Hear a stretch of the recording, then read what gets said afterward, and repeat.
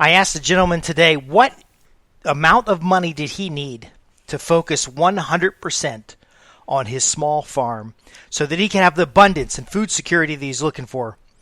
And the number that he gave me was shocking and surprising, and I'm going to show you how to raise that amount no matter how high it is, but it was only $20,000. So he said if I had $20,000 in income coming into this farm, I could focus on the farm, provide for my family, provide food to my community, and so much more. I'm Justin Hitt with Prosperity Homestead, and we're going to talk about how to make money from your land so that you can have the opportunity. Now, whether it's $20,000 or $200,000, your land becomes the sanctuary for success and delivers value to your community. Now, I'm going to give you the disclaimer right up front. You're likely not going to make $20,000 or $200,000 or even $10,000 when you first get started on your land, especially if you make some of the common mistakes that folks make when it comes to starting a homestead. Now, very often, the first mistake they make is that they go too big. They say, well, we're going to sell at the farmer's market, and we're going to raise pigs, and we're going to raise goats, and we're going to do this, and we're going to do that. And then when they realize it could take 6 months to get power to raw land, and that the well's going to be late, and that fencing costs $12, $13 a foot, and all these other things happen, they realize that the money is going out rather than coming in. And so they might be able to implement everything they thought they were going to implement in the first year.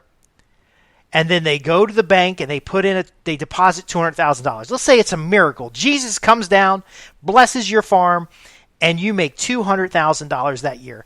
I can guarantee you that the net on that, you're still going to be under minimum wage. And a lot of farmers are working for free. And it's okay if you're working for free, as long as your freezer's full of food, as long as your family's taken care of, as long as you have health care, as long as you have safety and security in your household, as long as you have the weekends to get a breather. Most farmers work 7 days a week, by the way. You're going to get a couple hours in the evening to get a breather. But again, over time, though, if you're not making these mistakes and not having these inflated expectations that a lot of people push out there as marketing, then over 3 to 5 years, you can certainly have these things. Now, the amount of money you gain from a farm is relative to your location, your experience, and the activities on your farm. So when I start going through these different ways to make money from your land, you have to understand that you'll probably find one or two ways that work really well for you, but the majority of them are not going to fit, and that's okay. Okay, because you really want to find the things that work for your land. For example, grow maple syrup. If you're in a cold climate and there's trees that are maple trees, then you can grow maple syrup, but will you have the skill set to process it and bring it to market? And the way we solve this now, because I'm going to read these things off, and I don't want you to say, oh, well, Justin, I can't do those things because, well, that's true. You might not be able to do those things. You might not have the skill. You might not have the appropriate land. You might not have the market that can buy your product or service. But the biggest thing is that when you know about these things, you can actually network with other people and partner. That's what I'm doing with my farm. That's what I'm doing with this nomadic caretaking that we're talking about, is partner with other people in your community to develop the farm, to develop the homestead that you're looking for. And so the key here is to have the lowest overhead possible and maximize the product and value you can deliver from your farm. There's nothing more important to your farm than the actual customer itself, because again, you want money coming from outside the farm. And it's okay and this is the first thing how people can make money with their property, it's okay if you work remote. So maybe you've got an online job, you work remote for an office somewhere, and you're doing your farming around a 40-hour-a-week job.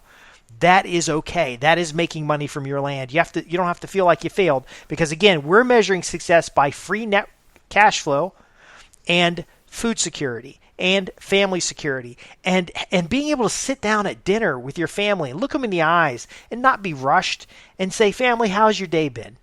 Eating good food, spending time together, getting to be involved in your community. So again, as I read these things that you can use, and it's not going to be the complete list of how to make money from your land, but it's gonna be a good way to get started. Understand that this manifests in so many different ways. So if you're a professional in an urban space right now, or you're working in a city and you want to escape to the country, don't leave everything behind. If you have the opportunity to continue to receive a paycheck while you're working from remote, you might find that situation works much better than going into the city. Perhaps you can have transferable skills. You're going to make a little bit less money in the rural areas, because most farms and homesteads are in rural areas or suburban areas. Maybe you're going to work in the same field in a little different place.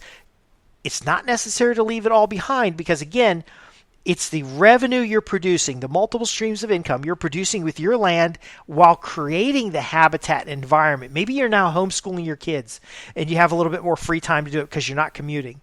Maybe you're in a situation where you have to build these things. So for example, this one activity here, growing a mixed orchard forest, okay, so growing fruit trees, you're going to be 3 to 5 years before you have any fruit. Now, of course, you could grow berries and get started quickly. If your climate supports it, you can grow pawpaw. That grows a little faster. You could grow papaya, different things like that. But in a temperate climate, your fruit trees are going to take a long time, 3 to 5 years before you're going to have fruit. But again, if this is something you want to do, you start right now. You still do what you're already doing, and you start right now. In fact, you don't even need to live on the land to start your orchard. Next is silvopasture forestry. This is going to take even longer, 10, 20, 30 years to have the forestry product. But in the short term, you could be cutting hay in between the trees. You could have hedgerows that in between the hedgerows, you're pasturing animals, goats, sheep, pigs on pasture. Now, if you already have a wooded lot, you can have the pigs under the trees and goats under the trees and cordon off certain areas on contour to start doing your silvopasture. And so in the short term, you could be running chickens, goats, pigs, cattle, even if the land is big enough. And then over time, move into silvopasture. But again, you still have to have a market. Taking your animals to the slaughter yard is not going to get you top dollar. So you got to have a market. And what is that market now, and what is that market in the future? I mentioned growing maple syrup. That depends on having maple trees. What about timber sales? So I know a lot of folks have either acquired land through their family or have bought land that has timber on it that could be viable timber. And one thing you have to know in a temperate climate about oak trees and about a lot of these hardwood trees is they're only going to live 50 to 60 years. After 50 or 60 years, the conditions have to be absolutely perfect for that tree to keep growing. It's not like a sequoia, it's not like a big evergreen tree. It will, if there's erosion, it'll fall over. So again, if you get a piece of land and you can cut it, timber it, you now have an income source there. But think about this. Let's say those trees are about 10 to 15 years old. They're good oak trees, but they're not that big. You can sell hunting licenses under those trees. Think about that. A well-managed land will have an abundance of wildlife. Turkey, deer, bear, rabbit. Multiple seasons, which you can lease out a license. What about growing ginseng? I hear a lot of people talking about growing ginseng or other medicinal herbs. And so you could have a garden next to your house that's selling this growing medicinal herbs, which you dry out for teas. Or in a larger forestry area, you can grow ginseng, goldenrod. There's a lot of different types of golden seal. There's a lot of different types of herbs you can grow. Again, that has a different time frame in which those things are available.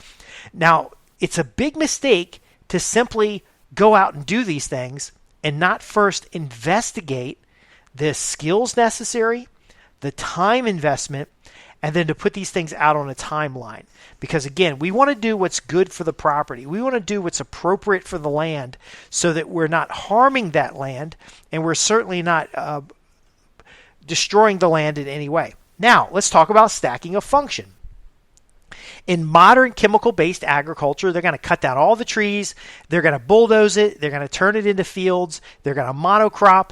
If you want a homestead that is sustainable, that provides food for you year-round, and ultimately has land that increases in value, We want to look at stacking function in a polyculture. Now, what does that mean? It means that if we've got animals and perhaps they're in stalls and they're manuring, that we're taking that manure, composting it, and then putting it into a garden. If we've got a garden and it creates surplus biomass, we take the surplus biomass and we feed it to chickens, or we feed it to goats, or we feed it to some other type of animal. We're stacking function. Even in the forest itself, we're finding areas of the forest where we can raise pigs under trees, or we can raise goats in the woods, or we can raise cattle in a silvopasture model. Again, because we're getting multiple layers in that forest, for example. Even you can have 7 layers of the forest when it comes to food, but ultimately we're conserving water, we're mulching, we're understanding our sun aspects and cycles, and then we're building on that land these cash flowing elements. Now, some folks get upset when I talk permaculture and capitalism in the same sentence. So let me wrap up with that and why it's important that we're not talking about money so much as we're talking about energy in and out. Now, capital is a storage of means. So if you've got a piece of land and it has trees growing on it, those trees are capital.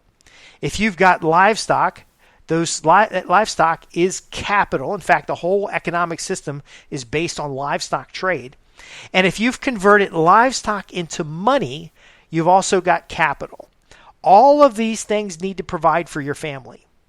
All of these things need to be surplus and abundant in order to take care of inflation, to stay up with rising costs due to encroachment. A lot of you folks don't understand when you're going in there and buying 5 acres. I know you're dreaming about 5 acres, but I want you to have 50 or 500 because that 5 acres is going to have a little town next to it before you know it. If you're deep into the country and you've got a couple hundred acres, I know you're saying, I can't afford it. Again, I'm teaching you right now how to buy productive assets or how to make productive assets. And so what we're doing with the land is we're turning it into a productive asset that provides food as a dividend, provides safety as a dividend, provides shelter as a dividend, and it may provide capital as well. Probably not in the first couple of years, like I said.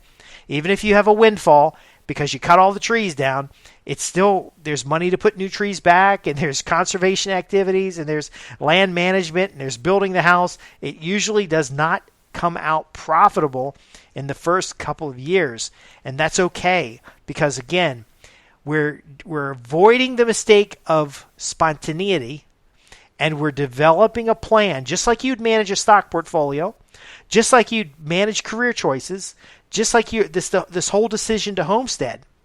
We're going to sit down with a piece of paper, and a lot of times when we sit with clients, they're very scared with this. They just rather just try it.